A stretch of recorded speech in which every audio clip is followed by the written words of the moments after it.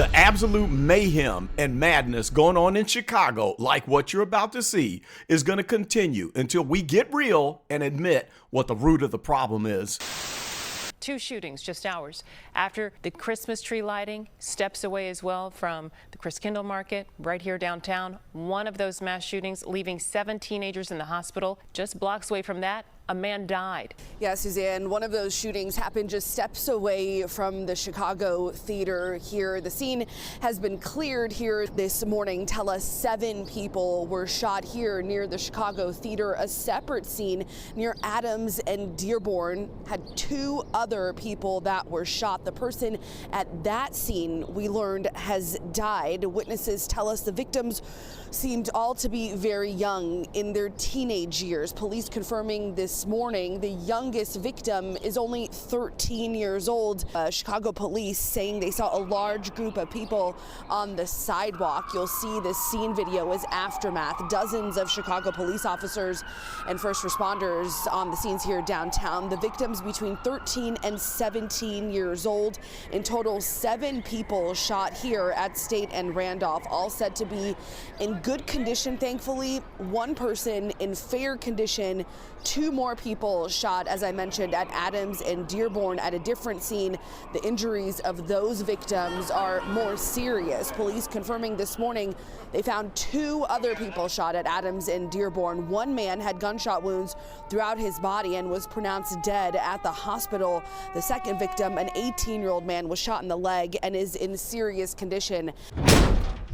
Wow, so what do you think about that?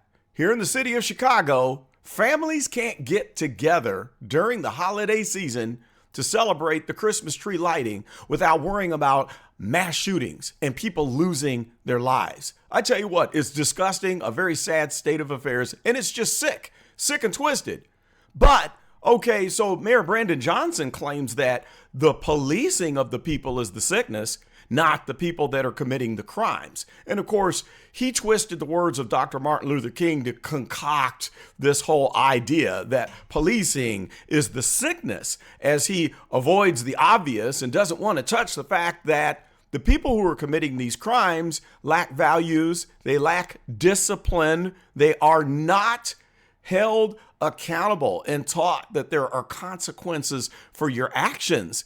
And I guess what he wants to do is blame it on Donald Trump and racism. So if it's Donald Trump's fault because they won't give more federal funds to feed the social programs, well, you know, this will only get worse. But let's take a look at the young man who lost his life, who was benefiting from a social program, but we notice that the social programs aren't stopping the people that are committing the crimes. Check out this clip. Very sad. Armani Floyd played for a basketball program run by Project Swish at Nash Community Center on the South Side. The program was started to keep kids safe by giving them a safe place to play. Armani joined the program 2 years ago. He was shot multiple times at Dearborn and Adams near Federal Plaza at about 10:30 Friday night. An 18-year-old man was wounded at the same location. Hundreds of young people were downtown to participate in a so-called teen takeover, which was advertised on social media. Several thousand people were already downtown for the Christmas tree lighting. Project Swish's founder says he saw Armani 2 days before he was killed. Funny, super talented on the basketball court, super competitive. A great kid, right? One of our coaches just wrote me today and talked about, even outside of the basketball gym, Armani helped him move into his house, right? So just a caring kid, a 14-year-old kid, never gave any of the coaches problems. 7 teenagers were shot at State in Randolph near the Chicago Theater less than an hour earlier. The youngest victim was a 13-year-old girl. The arrests made in both shootings were for battery, disorderly conduct, unlawful use of a weapon. Police seized 5 guns.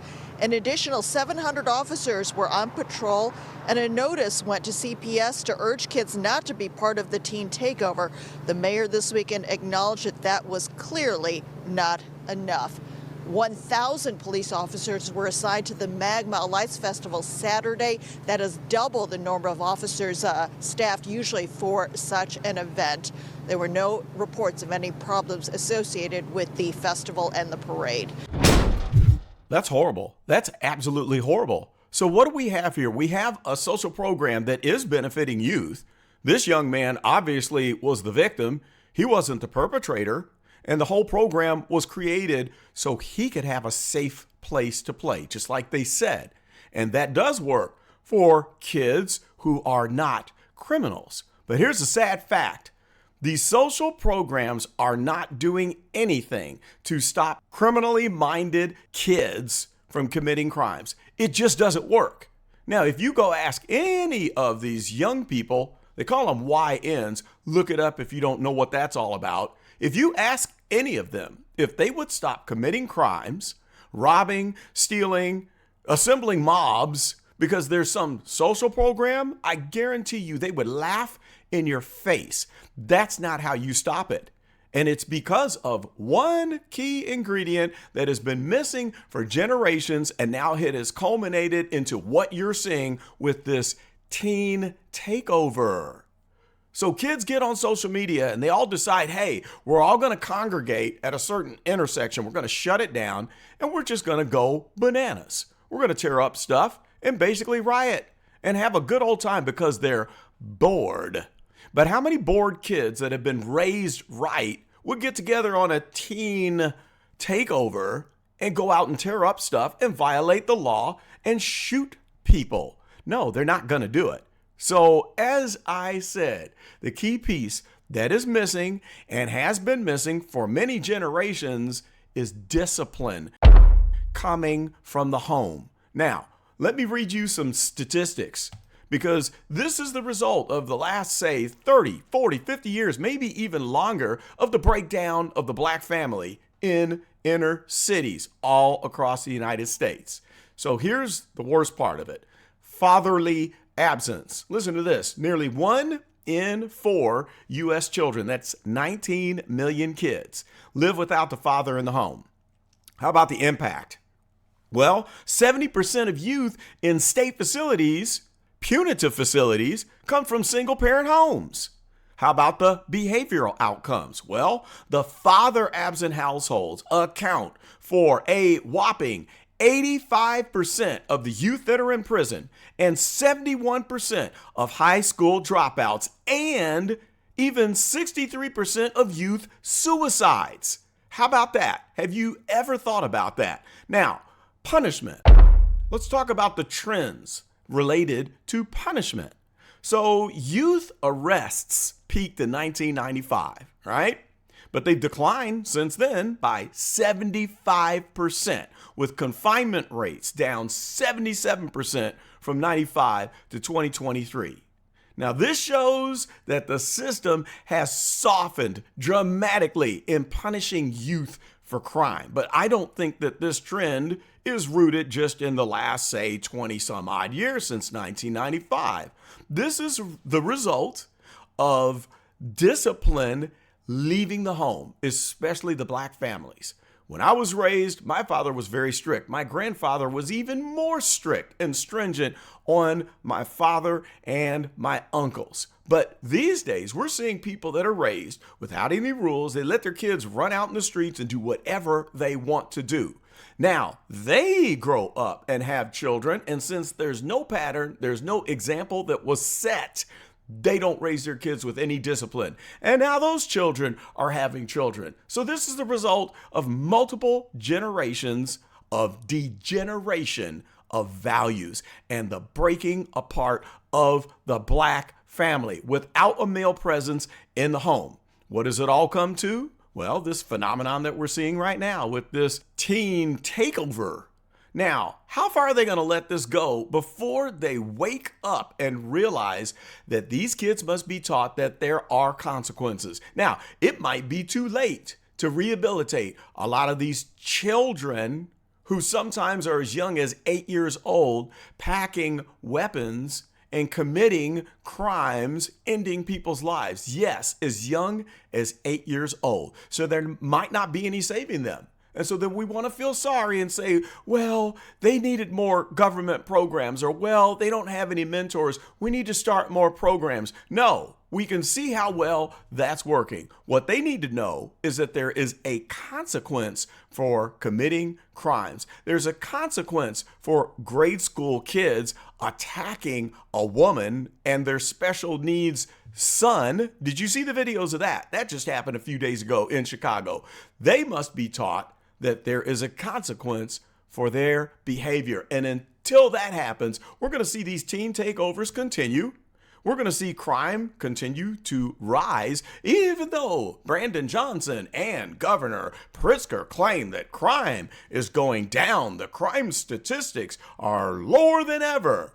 All it takes is a little bit of cooking of the books and colluding with police officers to prevent them from reporting crimes in order to statistically show that crime is down. But do you think for 1 minute that any of us outside of Chicago, the place where I was born, would believe that crime is down after what we saw at that Christmas tree lighting? I want you to answer this question. Post in the comments right now. Do you believe that crime is down in the city of Chicago after we have seen mayor after mayor under Democratic control fail to solve these issues? First, we had Lori Lightfoot. We thought that it was bad, but then Brandon Johnson said, hold my beer. I didn't think there was any possible way that the city could degenerate any farther than it did after Lori Lightfoot left that city in a mess. So Brandon Johnson has done the impossible. Not only do we have more rampant crime in this new phase of teen takeovers, but he's also running the city into a multi-billion-dollar deficit. They're going to be ruined financially and ruined socially. So, second question. Post it in the comments. Let me know if you believe that the social programs will stop the criminally minded kids, or if you think that the social programs really only benefit the kids that have been raised with good values to help them to get a step up in the world so that they can succeed in life. Let me know. I'll be curious to hear your answer to that question. And in the meantime, all we can do is pray for the city of Chicago, because we got a long way to go before Brandon Johnson is out of office, and hopefully someone else steps in and has a different attitude about crime and the fact that the police is not where the sickness resides. Like, comment, and subscribe. Tick the notification bell so you don't miss the next Raw State video report. This is Carlton, and I am out.